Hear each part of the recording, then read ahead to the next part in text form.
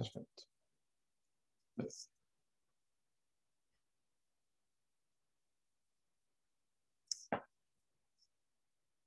Bueno, entonces vamos a retomar una pequeña cosa que quedó de la vez pasada, referida a lo que empezamos a ver como distribuciones de carga continua, distribuciones continuas de carga, ¿no?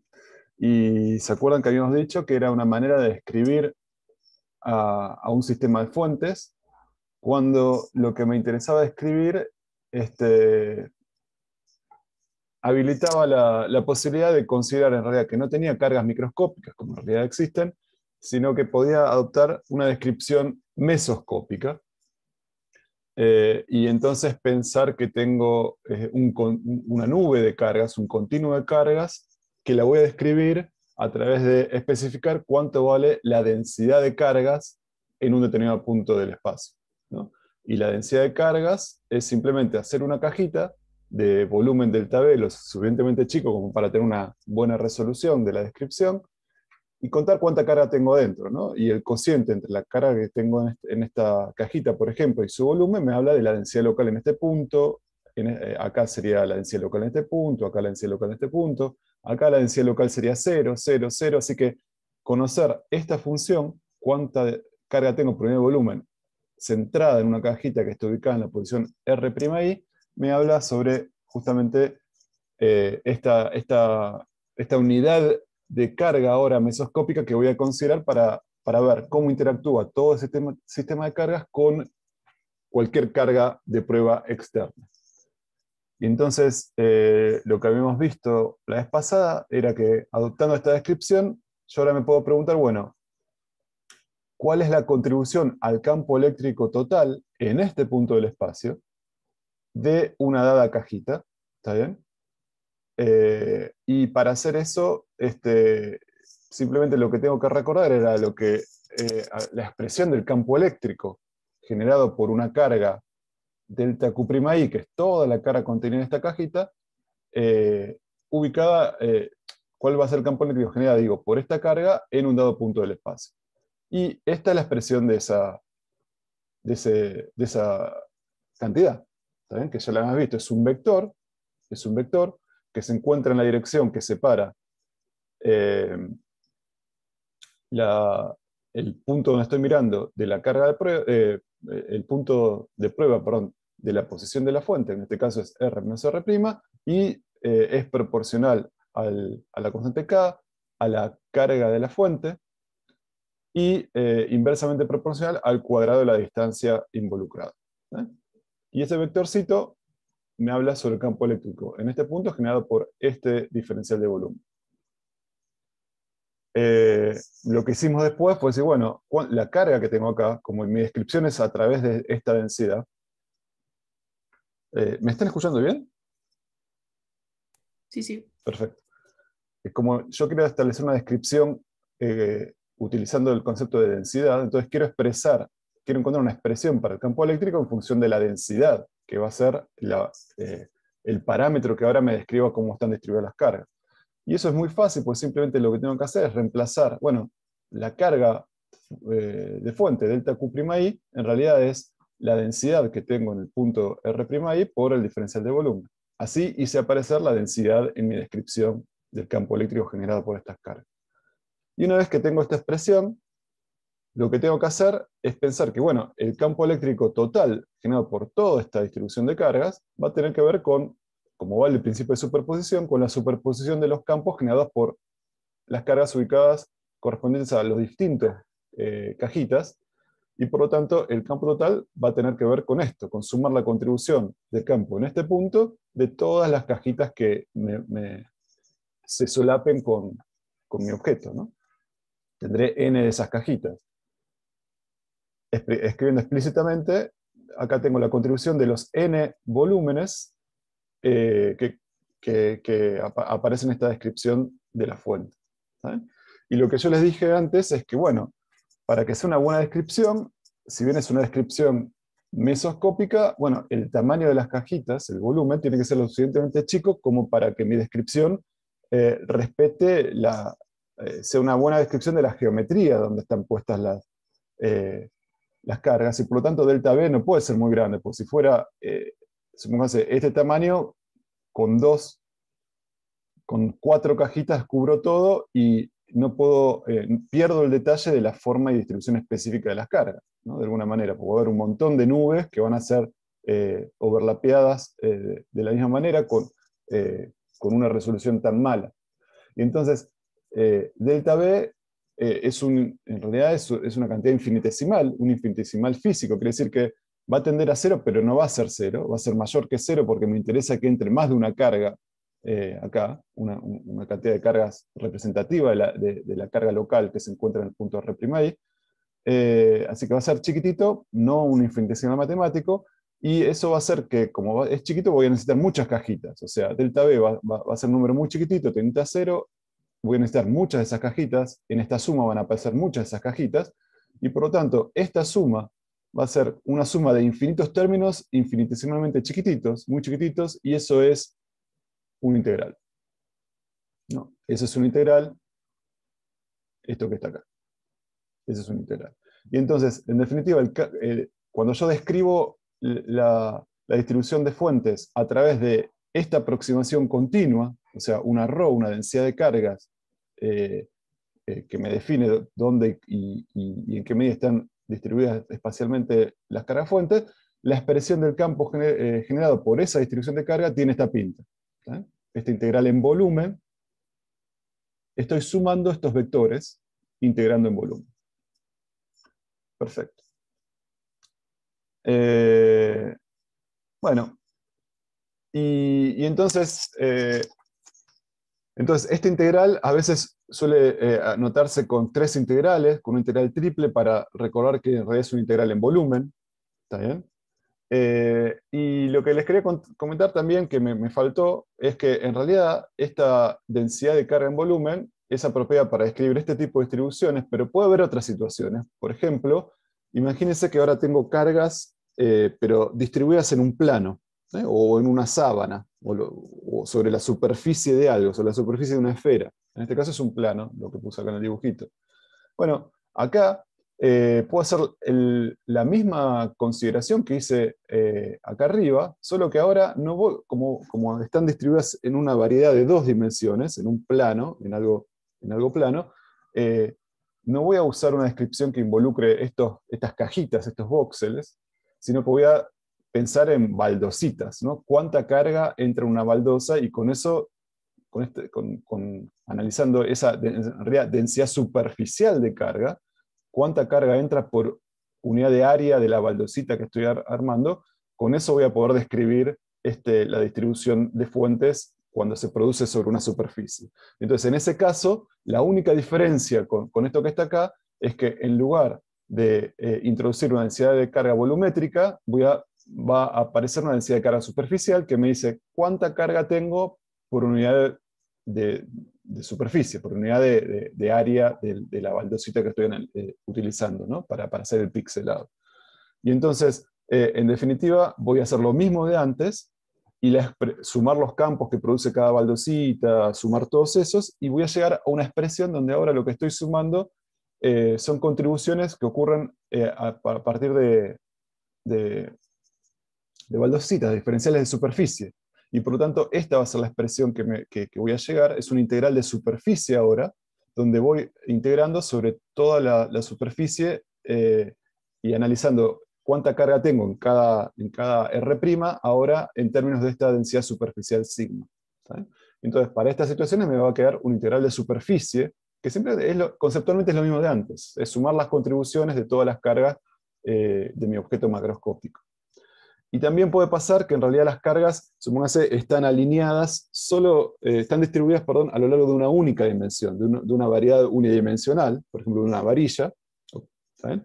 Y entonces, es el mismo razonamiento de siempre, solo que ahora voy a hablar de una densidad de carga lineal, ¿no? Que me va a describir completamente a mi distribución, cómo están distribuidas las fuentes, ¿no? Y esta densidad de carga lineal me dice cuántas cargas tengo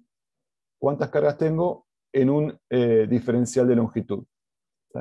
Esta es la densidad de carga lineal. la cuenta siempre es la misma, me interesa ver el campo producido por esta distribución de cargas en algún punto dado, bueno, voy a concentrarme en un diferencial, voy a hacer la cuenta para ese diferencial, y después voy a sumar todas esas contribuciones, solo que ahora, al hacer eso, me va a aparecer una integral, una única integral a lo largo de la dirección X, en este caso, y va a aparecer acá la densidad lineal. Fíjense que acá me aparece ρ por delta B, que tiene que ver con la carga, sigma por delta S, que nuevamente tiene que ver con la carga, y lambda por delta X, que tiene que ver de vuelta con la carga que tengo siempre en el elemento diferencial que es relevante para el problema que estoy atacando. ¿Preguntas? Yo tenía la duda Dale. de si la densidad vos la considerás como distinta en cada punto y por eso tiene al lado de la densidad como que es en función de la posición. Claro, claro, claro. Justamente, esta es una descripción de cómo están distribuidas las cargas. Y en el caso más general, las cargas pueden estar, por ejemplo, en este caso, lo que yo estoy seguro en este caso es que se trata de una distribución sobre un plano, ¿no? Pero fíjate que en esta región no tengo nada de cargas y en esta región tengo muchas cargas. Bueno, este sigma entonces acá va a ser alto y acá va a ser bajo, más bajo y acá va a tener un valor intermedio, si querés. Porque me tiene que describir la distribución de cargas, ¿no? Entonces justamente toda la información de dónde están las cargas ahora, en esta descripción mesoscópica, está en la especificación de cuánto valen estos sigmas, ¿no? Para los distintos, para el volumen, en caso de que estén distribuidas sobre una superficie o que estén distribuidas sobre una recta. ¿Por qué hay 3, 2 y 1 integral en cada caso? Bueno, esto es porque justamente acá lo que tengo que hacer, esto es un integral en volumen, porque fíjate, tengo que ir recorriendo todo este volumen, poniendo el diferencial de la cajita en distintos lados, recorriendo X y Z para cubrir toda la zona donde tengo las cargas. En este caso, es una integral de superficie, porque si yo si se hago suponete en este caso particular, hago un cambio de coordenadas, esto me queda, suponete, sería un plano XY, y entonces yo tengo que ir barriendo para todos los X y todos los Y, moviendo la baldosita sobre ese plano para ver cuánta carga tengo. Por eso me va a aparecer un integral en superficie. Yo tengo que integrar siempre sobre la superficie donde están las cargas, en este caso, y en este caso, por eso este es un integral doble o de superficie, y este es un integral una única integral, digamos, de línea sería, porque se mueve a lo largo de una única dimensión. ¿Está? Eso pregunta Agustín por el chat. Una consulta. Sí. ¿A los fines prácticos se resuelve de la misma forma Bueno, el integral triple? Bueno, ya van a ver esto en la práctica. Acá va a aparecer, a los fines prácticos, se integra en volumen, se integra en superficie y se integra en una línea. No sé, hay que entender un poquito cómo funciona esto, qué sistema de coordenadas me conviene usar para, qué sé yo, si yo tengo que integrar sobre una superficie, ¿no? La superficie de una esfera, me va a convenir hacer esta integral usando coordenadas esféricas, porque eso me va a permitir olvidarme, por ejemplo, del radio, trabajar un radio fijo y mover angular. Si tengo que integrar en un plano, me va a convenir usar coordenadas cartesianas. Bueno, todo eso lo van a ir recordando en la práctica, ¿no? Esas cositas. Una pregunta. ¿Las densidades de carga Sí. son valores constantes o dependen de algo más? No, justamente no son constantes, fíjate, dependen de la posición, es lo que yo decía al principio. Me describen dónde hay carga y dónde no. Suponete, acá, si pongo una baldosita acá, la densidad va a ser alta, ¿no? ¿Por qué va a ser alta? Porque me entran muchas cargas, voy a tener un valor alto de esto por unidad de superficie que estoy usando, y si la pongo acá, la baldosa, bueno, voy a tener muchas menos, y acá es 0, por ejemplo. Así que, justamente, definir esta función me caracteriza, o sea, la tengo que definir para caracterizar la distribución de fuentes que quiero atacar, que quiero describir. ¿Está bien? Sí, haber ok, casos, gracias. puede haber casos donde esa distribución sea uniforme, pero en el caso más general no lo es. En general nosotros vamos a trabajar con situaciones obviamente sencillas y muchas veces van a aparecer distribuciones uniformes.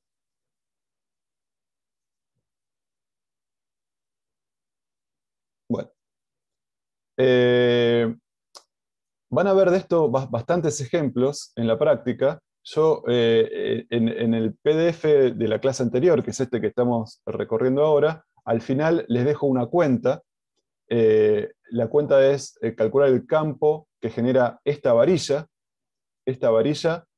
no sobre todo el espacio, sino sobre un punto que está sobre el eje de la varilla, que yo llamo un punto P. Entonces este punto está a una distancia A del extremo, la varilla tiene una longitud L, y es una varilla, en este caso, donde la densidad es constante. Quiere decir que la carga está distribuida uniformemente a lo largo de toda la varilla, ¿no? Bueno, no, quisiera empezar con la clase de hoy, pero les pido que por favor chequen, la cuenta es muy sencilla, se puede, recapitulo para este caso en particular lo que ya vimos, pero haciendo la cuenta, ¿no? Reemplazando ahora delta Q por lambda de X, eso es el campo en general que produce un diferencial de longitud, y cuando evalúo en P, bueno, tiene esta forma, eso les pido por favor que lo vayan viendo, y lo charlamos después, ¿está bien? En todo caso. Y acá simplemente hago la cuenta específica de esto, se las dejo acá, y cualquier cosa me preguntan en la clase que viene. ¿Está bien? Bueno, mírenlo y lo charlamos la clase que viene. Entonces, lo que quisiera hacer ahora es empezar con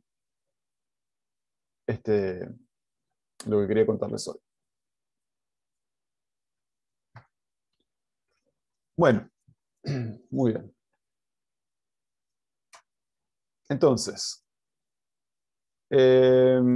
recordemos algo que vimos la clase pasada en general sobre alguna propiedad segundito, del campo eléctrico, ¿no? Entonces, yo tenía una carga fuente que está ubicada en una posición en general R', y podía definir entonces un campo vectorial que llamaba campo eléctrico, que daba cuenta de ¿qué? Daba cuenta de la fuerza por unidad de carga que sentiría una carga de prueba que la pongo en algún lugar del espacio, por ejemplo acá en este punto, en presencia de la carga fuente que estoy analizando. Eso era el concepto detrás de, la idea detrás del campo eléctrico, la noción de campo eléctrico, ¿no? Y formalmente tenía mucho que ver entonces algebraicamente la expresión matemática del campo eléctrico con la fuerza coulombiana, ¿no? Porque es la fuerza coulombiana por unidad de carga de prueba, por eso acá no aparece Q, ¿está bien? Y tiene esta expresión, ¿no? Y lo que me dice es que si ubicas una carga de prueba Q en la posición R en presencia de la carga por Q', se produciría una fuerza coulombiana Q veces el campo eléctrico en ese punto. Eso es lo que vimos en la clase pasada. Muy bien. Y entonces habíamos dicho que para representar el campo eléctrico generado por esta carga en todo el espacio, había distintas representaciones. Una representación era usar la idea de líneas de campo, ¿no? Las líneas de campo asociadas a una única carga en este punto, en R', son estas que están acá. Son líneas de campo que son líneas que resultan tangentes al campo eléctrico en todo punto del espacio, ¿no? Y por lo tanto son líneas que parecen diverger en este caso de la carga de prueba, de la carga fuente Q'. Bueno. Y vimos varias cosas. Vimos qué pasaba, por ejemplo, cuando teníamos dos cargas. ¿Se acuerdan? Cuando teníamos una carga positiva y una carga negativa. Esta es una distribución de carga fuentes muy particular que ahora vamos a entrar un poco más en detalle. Tener una carga positiva y el mismo valor de carga, pero de signo negativo, me genera este patrón de campo eléctrico en todo el espacio, y acá estoy usando la representación de flechitas para indicar la dirección en cada punto del espacio, y un código de transparencia para para hablar sobre la intensidad del campo, ¿no? Y este campo total surge de, bueno, como vale el principio de superposición, de la superposición del campo generado por la carga positiva en cualquier punto R del espacio, y cuánto vale el campo generado por la carga negativa, también en ese punto del espacio, la suma de los dos es el campo total. Y esto es una representación visual de ese campo total. Bueno, y vimos ciertas cosas. Vimos que cerca de cada carga, el campo local es aproximadamente el campo generado por dicha carga. Acá vemos que es un campo como que diverge de la carga positiva, y acá es un campo local que converge a la carga negativa. Y esto sucede por la dependencia con la distancia, desde el punto donde estoy mirando al punto donde estoy considerando que está la fuente, porque en toda esta región estoy más cerca de la carga positiva que de la negativa. ¿Bien? Así que esto es más chiquitito para la positiva que la negativa, así que la contribución positiva es más grande, y entonces el campo total, en este caso, va a sentir esta contribución mucho más fuerte que esta en toda esta región, y por lo tanto se va a parecer al campo generado por la carga positiva. Y lo mismo sucede para la carga negativa en esta región del espacio. Bueno, y entonces ahora lo que me voy a concentrar es en describir un poquito con más detalle cómo es el campo de esta distribución muy particular, que es una carga positiva y una carga negativa ubicada en el espacio. Ahora lo puse alineado verticalmente. Y quería hacer la cuenta analítica de cuánto vale el campo eléctrico generado por esta distribución de cargas, ¿está bien? Pero no en todo el espacio, porque eso sería engorroso matemáticamente, sino que me voy a restringir a cuánto vale sobre el eje, ¿está bien? Sobre el eje, ¿está bien? Voy a hacer esa cuenta, que va a ser mucho más sencilla y me va a servir para hablar un poquito sobre esta distribución particular de carga. Entonces, lo que me va a interesar es calcular cuánto vale el campo generado por esta distribución de cargas para cualquier punto R que tenga esta pinta, que sea un valor en inversor, ¿no? Entonces, esto se mueve, R se mueve sobre el eje. Y me va a interesar entonces el campo producido por esta distribución de dos cargas sobre R que sean I por inversor. ¿Me siguen por ahora?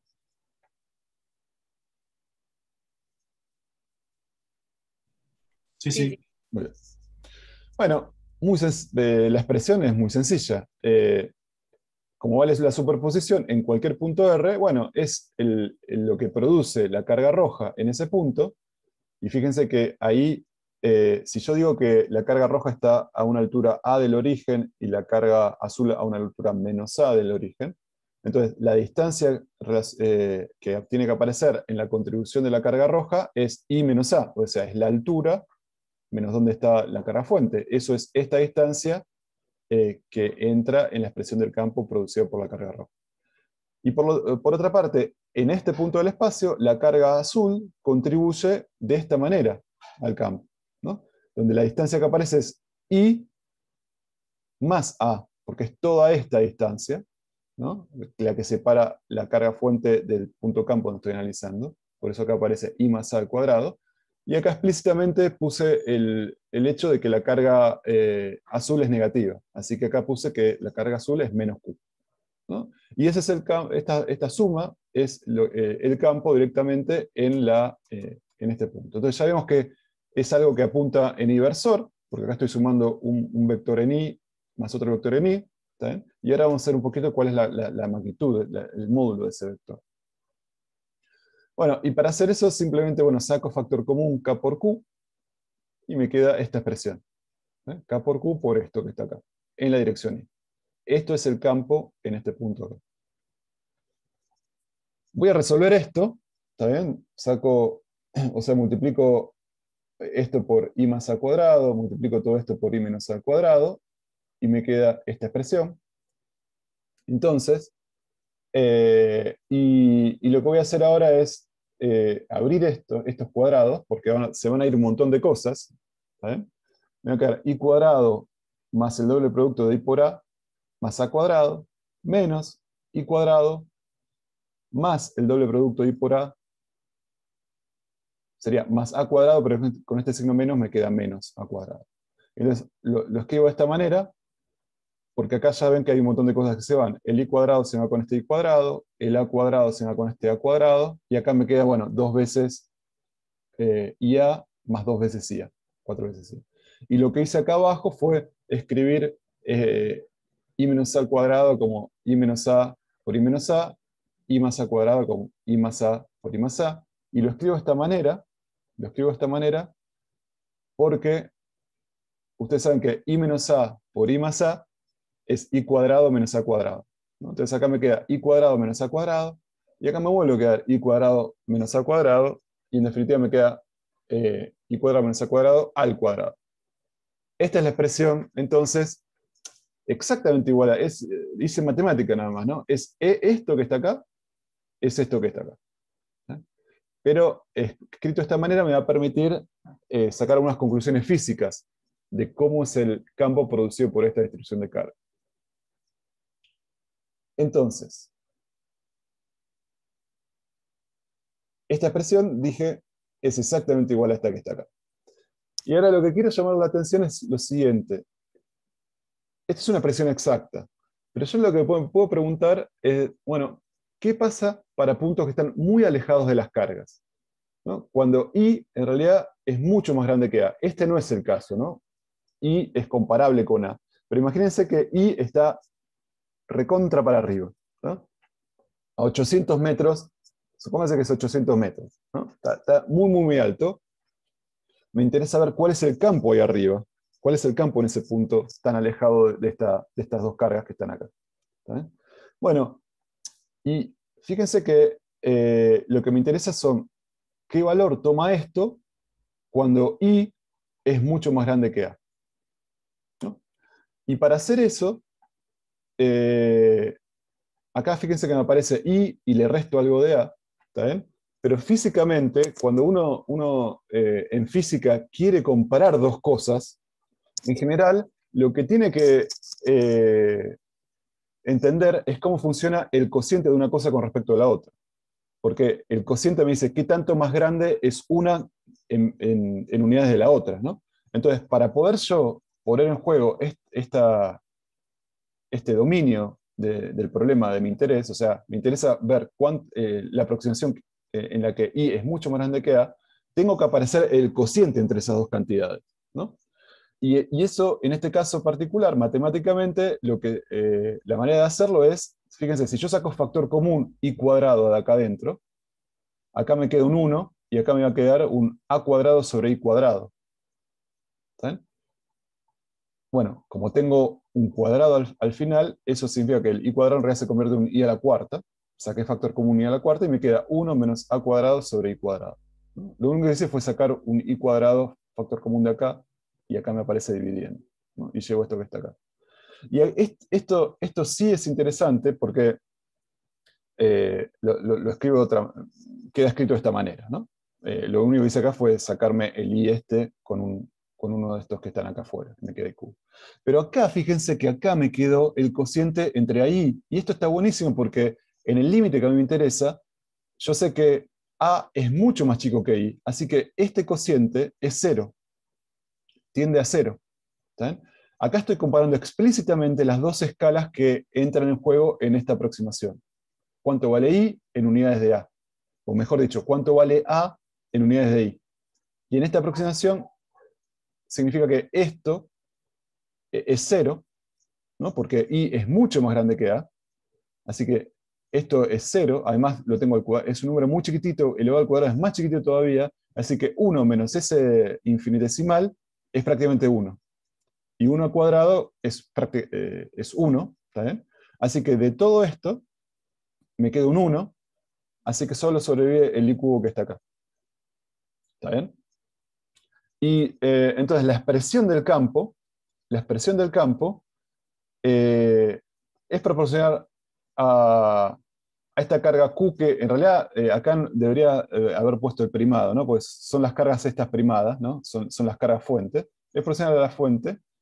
Tiene que ver un poco con la geometría, porque aparece A, que es la distancia, la mitad de la distancia que la separa en esta configuración, y decae como I cubo, como la distancia del punto donde estoy mirando al centro de la configuración al cubo, ¿no? Entonces, eso es interesante porque, es interesante. Fíjense que no decae como I cuadrado, que es como decaería si tuviera una sola carga, sino que decae más rápido, decae como I cubo. ¿Está bien? Y es una característica de este tipo de campos producidos por una distribución de carga donde el centro de carga positivo está separado del centro de carga negativo, como esto que está acá. ¿Está bien?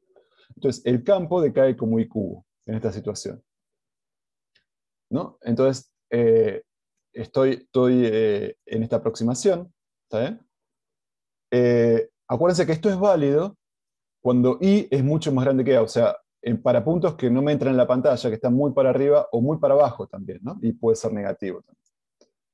Entonces, me interesaría ir un poquito más allá de esta expresión, ¿está bien? Trabajarlo un poquito más, y para eso quisiera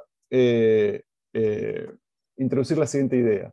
Fíjense que yo para describir esta distribución particular de cargas, donde tengo una carga positiva separada de otra negativa, de igual valor pero negativa, me alcanza con decir, proponer un vector que vaya desde la carga negativa a la carga positiva, ¿no? Ese vector me describe a esta configuración de carga, ¿no? Es un vector que sale de la negativa y va al centro de carga, o sea, sale del centro de carga negativo y va al centro de carga positivo.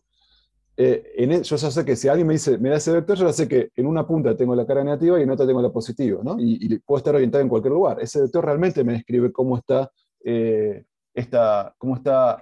ubicado esta configuración particular de cargas que, ya les anticipo, se conoce como dipolo eléctrico, ¿no? Una carga negativa y una carga positiva se conoce como dipolo eléctrico.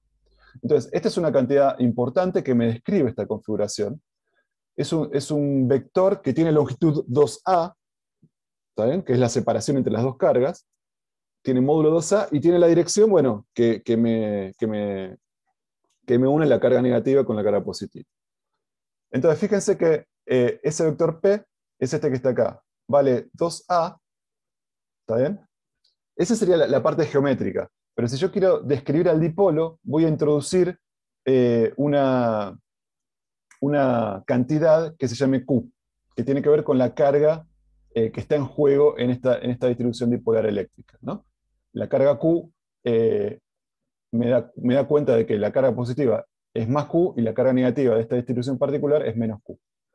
Entonces me voy a armar este vector que tiene información geométrica sobre el dipolo, o sea, sobre su separación y la dirección en la que están separadas, pero también tiene información sobre la carga involucrada en esta configuración. ¿Está bien? ¿Se entiende? Este vector P lo estoy introduciendo ahora para describir esta configuración particular de carga. ¿Está bien? ¿Por ahora? La carga positiva y la carga negativa tienen que ser iguales, ¿no? Claro. Sí. ¿Está bien? En esta situación son iguales. Entonces, P es una cantidad que vamos a llamar momento dipolar eléctrico de esta distribución. ¿Está bien? Se llama momento dipolar eléctrico. Y tiene que ver con una distancia y la carga involucrada en las cargas de esta distribución. Bueno, y entonces, una vez que estamos convencidos que esta es una cantidad relevante, porque físicamente me describe esta situación, lo que sucede es que debería aparecer también en el efecto que produce esta distribución de carga, y eso lo vamos a ver ahora. Entonces, fíjense, yo tengo esta expresión que está acá, la puedo escribir simplemente como 2K por 2AQ en la dirección Y. Lo único que hice fue pensar este 4 como un 2 por 2. Y eso lo hago porque de esa manera, fíjense que acá arriba hago explícito que aparece 2AQ por I versor. Y esto es súper interesante porque esto no es ni más ni menos que este parámetro que vimos que tiene mucho sentido para describir a esta distribución de carga, ¿no? Acá arriba me quedo 2AQ por I versor. Así que efectivamente la información de la geometría y la intensidad y los parámetros relevantes asociados a esta distribución de carga estaban, aunque no lo sabíamos, estaban metidos acá en la expresión del campo eléctrico, en la aproximación de calcularlos para puntos lejanos. ¿Está bien? Perdón, yo Sí. no entiendo por qué no sería 2 por Q también, porque no son dos cargas. Eso que explicaste que entraba la negativa y la positiva, no entiendo por qué. No repetime la pregunta, por favor. Creo que son dos preguntas igual, pero Dale. no entiendo, uno, por qué en un solo Q entra la carga positiva y la negativa, y no entiendo también en la cuenta por qué no es 2 por A por 2 por Q. Claro, Eh, vamos por partes. Entonces, sí. las fuentes son dos, una carga positiva y una carga negativa. ¿Está bien? Lo que me está diciendo esto es que para describir el campo que produce estas dos fuentes en puntos muy alejados de la fuente, lo relevante es un vector P que se define de esta manera. Se define como el vector que da cuenta de la separación, o sea, del vector 2A por inversor, que es este que está acá, el geométrico, multiplicado por Q, que es la carga puesta en juego en esta distribución. Acá aparece, son dos en general, pero son dos cargas en realidad, más Q y menos Q, pero la cantidad que va a aparecer es Q nada más acá. ¿Está bien? O sea, suponete que si Q vale un coulomb, bueno, esto será un coulomb menos un coulomb, y suponete que están a 1 centímetro de distancia, ¿no? Entonces, este vector será 2 centímetros por un coulomb en la dirección y. ¿Está bien? Eso es este vector P, que es un momento, se llama momento dipolar eléctrico. Si la carga en lugar de un coulomb fuesen 100 coulomb, bueno, sería 2 centímetros por 100 coulomb, esa es la unidad de P en la dirección y. ¿Está bien? Claro, pero en ese caso solo contás una carga, pero tenés dos. No, bueno, Es lo que no me... vamos a hacerlo de esta manera, fíjate. La cuenta que hicimos fue la siguiente. Me interesaba el campo eléctrico producido por estas dos cargas, o sea, eran estas dos contribuciones, ¿no? Sí. Ahora, fíjate que cuando hicimos esta suma, salió un factor común Q. O sea, acá tenías una Q, acá tenías una menos Q, pero salió factor común en la cuenta, ya está. El hecho que ya la sumaste está metido acá adentro, en esta forma. Salió factor común y en ese sentido te queda una sola Q. Está bien. Sí. Pero esto sigue siendo la contribución al campo de las dos. La expresión matemática, al sacar factor común, te hace aparecer una sola. Pero esta justamente es representativa de la intensidad de estas cargas. El hecho que sean dos, bueno, tiene que ver con lo que quedó de este lado, digamos, con toda la expresión. ¿Entendés? Sí, ahora sí. Gracias. Bueno, entonces, en la aproximación de puntos alejados, entonces, llegamos a que conocer cuánto vale P es muy importante y casi te diría que alcanza para escribir una expresión muy simple para el campo eléctrico muy lejos de estas cargas sobre el eje, porque simplemente tengo que hacer, es un vector P multiplicado por 2K dividido y cubo, dividido la altura donde estoy analizando el campo. Esta es la expresión del campo producido por este dipolo eléctrico sobre el eje, muy lejos del origen, que es donde está centrado este dipolito. Muy bien. Entonces, el campo va a tener la misma dirección que el momento dipolar, o sea, va a estar paralelo, y va a tener la intensidad de ese campo va a tener que ver con el módulo de P multiplicado por 2Q sobre I cubo. Y en particular va a depender con la distancia para I muy grandes como I cubo. ¿Está bien? Muy bien. Ahora, la aclaración es que esta expresión, acuérdense que no es la expresión exacta, sino que es la expresión para I mucho mayores que A, o sea, para puntos muy alejados. O sea, no sería la expresión exacta del campo para ningún punto que se muestre en esta figura, porque para todos los puntos que se muestran en esta figura no vale esta aproximación. ¿Estamos de acuerdo con eso? Una pregunta. Sí. Ahí me perdí un poco en la dirección del campo con la del momento. Sí. O sea, ¿tienen la misma dirección? Te pregunto, ¿tienen la misma dirección? Fíjate, el campo, habíamos dicho ya al principio que estaba en la dirección I. ¿Está bien? Así que el campo lejos, bueno, también, en particular también va a tener la dirección inversor. Y lo único que hice fue darme cuenta que, bueno, el vector este dipolar eléctrico también está está en la dirección inversor, por cómo están puestas las cargas. Claro, está bien. Ok, la dirección sí, pero el sentido, El sentido también, porque, fíjate, si el sentido que le estoy dando a las cargas, perdón, al vector P, es el sentido que va de la carga negativa a la positiva. ¿Está bien? Por eso lo dibujo así y no al revés. Por eso lo estoy poniendo en inversor y no en menos inversor. Entonces, eso hace que el sentido también funcione. ay no, ahí me perdí entonces. A ver, O sea, en el dibujito hay, ¿cómo se llaman? Las líneas de campo. esta línea de campo, sí. Claro que es como que salen de la positiva y llegan a la negativa. Sí. Y el momento va al revés. No, claro, claro. Pero es súper importante lo que dije acá.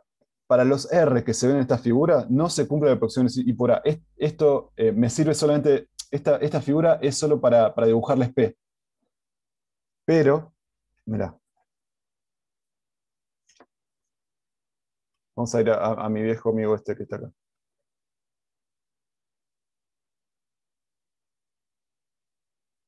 ¿Está bien? Fíjate. Acá tengo un dipolo. ¿Está bien? El dipolo tendrá, el valor que tendrá tendrá que ver con esta distancia multiplicado por la carga por un nanocoulomb en este caso. ¿Está bien? Ese es el momento dipolar de esta configuración. Ahora, voy a mostrar solo la dirección, así se puede ver en todo el espacio, ¿no? Entonces, la expresión que yo les estoy proponiendo acá dice que el campo es paralelo a P. Pero obviamente eso no ocurre. Vos me decís, pero eso no ocurre acá, ¿no? Porque P está para arriba y acá el campo está para abajo. Lo que pasa es que tenés que recordar que esta expresión es válida para distancias muy, muy largas comparadas con A. ¿Está bien? Entonces, sería esta otra situación. Lo voy a dibujar esto más cerquita, así me entra este... ¿Me permitís ponerlo horizontal a esto? ¿Qué me había preguntado? Perdón. Yo sí, ponerlo horizontal, no pasa nada. Bueno, entonces, acá estoy poniendo muy, muy cerquita una carga positiva de la otra. Estoy haciendo A muy chiquitito comparado con los I que voy a analizar. ¿Está bien? A es muy chiquitito acá comparado con los I. Para estos puntos del espacio, los que están muy alejados para los cuales I es mucho mayor que A, fíjate que el campo es paralelo a P. P en este caso estaría en la dirección horizontal, ¿no? Porque sería de la carga negativa a la positiva. Fíjate que tanto acá como acá, el campo es paralelo a P. ¿Está bien eso? Claro, sí, En la ahora sí. aproximación que estoy analizando, I mucho mayor que A, es donde vale esta expresión. O sea, todo esto vale para I mucho mayor que A. Obviamente acá no vale, porque acá estoy con alturas, digamos, sobre el eje, que no es válido que I sea mayor que A, mucho mayor que A. No puedo hacer lo que hice para llegar a esta expresión acá. Queda algo más complicado. Queda esto. Esta es la expresión exacta. ¿Está bien? Entonces ustedes me pueden decir, bueno, está bien, pero ¿por qué? ¿No es medio rebuscado esta aproximación? Es un caso particular. ¿Por qué le doy tanta bola? Digamos. Y ahora voy a explicarles, tratar de explicarles por qué es interesante esta aproximación. Pero, ¿estamos de acuerdo con esto? Sí, a mí me quedó solo una duda que no entiendo bien, es en el momento de dipolar eléctrico, Sí. si vos tenés que las cargas están a la misma distancia, pero digamos Q es mayor, no entiendo cómo puede ser que la carga sea mayor pero el vector siga uniendo las dos cargas, digamos, se aumenta su... No, sí, perdón. Acá yo me equivoqué. En realidad, este vector, a ver, vamos a hacerlo de esta manera. A ver si puedo... quizás no es clara la transparencia. Permíteme hacer esto, mirá. Vamos a llamar a este vector... soy muy malo con los nombres, pero a ver, vamos a hacerlo así.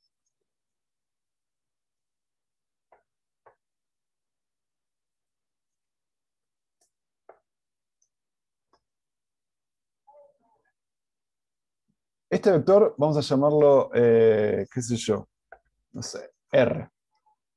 ¿Está bien? Este vector, no, qué nombre feo. DR, o sea, DR. ¿Está bien? DR es el vector que me une, el vector que me une geométricamente, esta posición, esta posición. ¿Está bien? El vector P no es DR. El vector P es Q veces DR. Ah, perfecto, ahí va. Buenísimo. ¿Está bien? Gracias. Q, DR. Bueno, después lo pongo bien. Pero ¿se entiende? Acá decía P y en realidad no es P. O sea, es DR por Q, ese es P. Bueno, entonces, veamos por qué es interesante esto.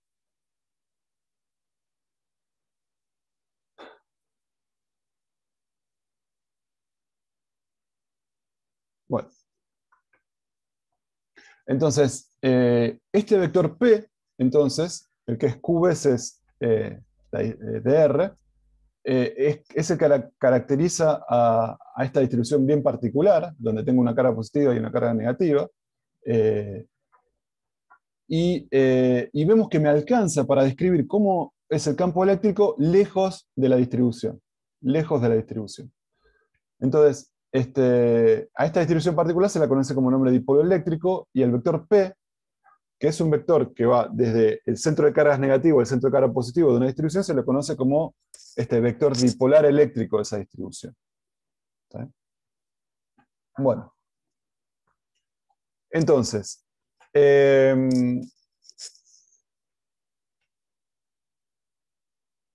lo que tengo acá es lo siguiente. Lo que estamos viendo entonces era, yo tengo una distribución de una carga negativa y una carga positiva. Eso me da líneas de campo. Acá las líneas de campo se cortan, pero es por una cuestión del dibujo, ¿no? Deberían ser completas. ¿Está bien? Y lo que hicimos fue decir, bueno, voy a calcular en principio el campo sobre el eje. ¿Está bien? Eso es lo que empezamos a hacer. Y después dijimos, fíjate, cuando estoy en un I mucho mayor que el A, es válido esto que está acá. ¿Sí? Es válido esta expresión para el campo eléctrico. Ven acá, la sutileza está que acá la escala A es comparable con la altura I, y acá lo que hice fue superponer mucho una con otra las cargas para que sea infinitesimal y mucho más chiquitito que esta escala I, ¿no? Entonces, esta es la expresión asociada a este tipo de campo eléctrico. ¿Sí? Esto es lo que sucede. Lo que hicimos fue calcular sobre el eje, pero en general, a esta situación donde el A lo puedo considerar teniendo a cero con respecto a los I que me van a interesar calcular el campo, la puedo pensar como si fuese un dipolo donde A tiende a cero. Donde A tiende a cero.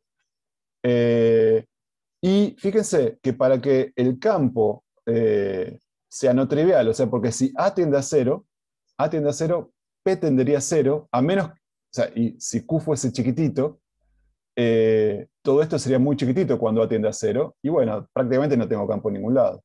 Entonces, las situaciones que nos van a interesar son configuraciones donde las distancias son muy chiquititas entre las cargas, pero la carga es muy, muy grande, de tal manera que el momento dipolar sea algo finito, o sea, no se vaya a cero, aunque A sea cero, comparado con la escala de los puntos donde voy a evaluar el campo. ¿Está bien? Entonces, va a haber configuraciones donde, por más que yo esté muy lejos del campo, voy a hacer, estas configuraciones de a pares, digamos, cargas positivas y negativas, van a generar un campo eléctrico externo, aun cuando la separación entre ellas sea muy chiquitita con respecto a la distancia donde estoy midiendo el campo. Esas situaciones van a ser compatibles con pensar que A tiende a cero y la carga es muy grande de cada uno de los componentes. Esto de tal manera que el producto A por Q no tiende a 0. Y yo puedo ver un campo aún si estoy lejos, de la fuente. Entonces, en este caso, puedo pensar que la aproximación dipolar, en este caso que está acá, es buena para todo punto del espacio, ¿no? Para todo punto del espacio. Si yo para todo punto del espacio que me interesa analizar, puedo estar tranquilo de que A es mucho más chico que cualquier distancia relevante en la que quiera calcular el campo eléctrico, entonces esta expresión que antes era aproximada, cuando A realmente es muy chiquitito y Q es grande, de tal manera que esto queda un número finito, esta expresión me da el campo eléctrico producido por lo que se conoce como un dipolo ideal. Un dipolo ideal es una configuración de carga positiva y negativa, están muy cerquita una de otra, prácticamente una arriba de la otra, y la carga involucrada es muy alta, de tal manera que el momento dipolar eléctrico es no nulo, aunque hace muy, muy chiquitito. Esta configuración particular de carga, que ya les digo, se trata de un centro de carga positivo separado de un centro de carga negativo, pero a una distancia muy, muy, muy, muy pendejésima, se conoce como dipolo ideal. ¿Sí? Se conoce como dipolo ideal. Y en este caso, esta expresión que antes surgía solo como una aproximación para determinados puntos del espacio, cuando A tiende a 0, evidentemente empieza a valer para cualquier I, para cualquier punto del espacio, porque cualquier punto del espacio va a ser mucho más grande de algo que está tendiendo a 0. Así que esto se vuelve una expresión exacta para lo que se conoce como dipolo ideal. ¿Preguntas? Tengo la duda de si, digamos, acá seguimos manteniendo que la carga de prueba tiene que estar en la misma línea que une a las dos Claro. cargas. Sí, sí. Esta expresión analítica, sí. Esta expresión analítica, sí. Estos dibujos de campo eléctrico, no. Estos dibujos son el campo eléctrico realmente generado por un dipolo ideal. Fíjense que lo que sucede es que, como yo estoy teniendo a 0, esto se acerca muchísimo a esto, y estos loops que están acá, estas distancias no aparecen y quedan como loops, como circulitos, ¿no? Como circulitos acá. Esta expresión no es la que vale en cualquier punto del espacio, sino que es la que vale sobre el eje. ¿Está bien? Y lo que estamos viendo acá es el campo en todo el espacio, pero estamos siempre sobre el eje. ¿Está bien? Pero digamos, cuando la distancia es muy pequeña, es muy difícil, como digo, lo veo más en un punto de vista como práctico, es muy difícil saber si está sobre el eje o no, ¿no? Porque si es tan chiquita, la distancia entre las dos cargas Claro, es muy chiquitita, pero Q es muy grande. Así que este vector está bien definido. Es no nulo. Perfecto. Por eso yo estoy diciendo que un dipolo ideal tiene que ser cargas muy separadas, pero que lo suficientemente intensas como para que esto sea algo distinto de 0. Porque si esto da 0, si no tiene momento dipolar, porque directamente el Q es muy chiquitito, bueno, no voy a tener campo en ningún lado. Esto va a ser 0 y no voy a tener campo en ningún lado.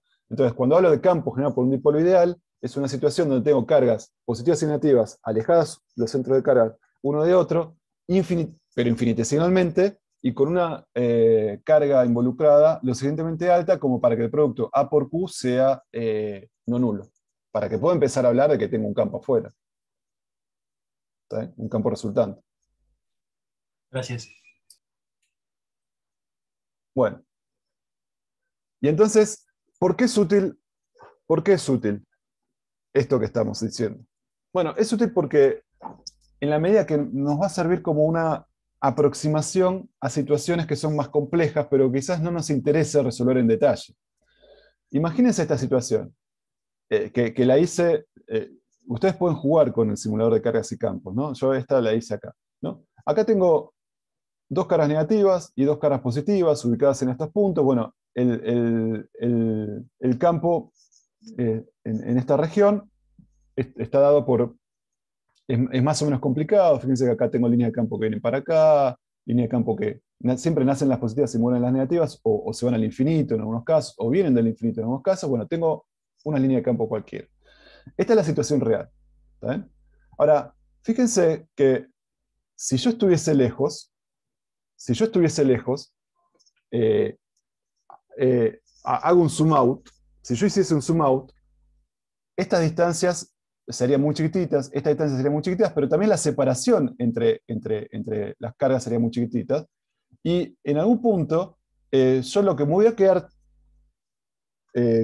viendo es un centro de cargas negativo, que ahora estará por un lado, un centro de carga positivo, muy cerquita uno de otro. Y yo entonces puedo pensar que, bueno, tengo carga acumulada negativa en un punto, positiva en otro punto, y eso me define un vector, un momento dipolar eléctrico. ¿Está bien? Porque tengo un centro de cargas positivo, un centro de carga negativo, alejado una distancia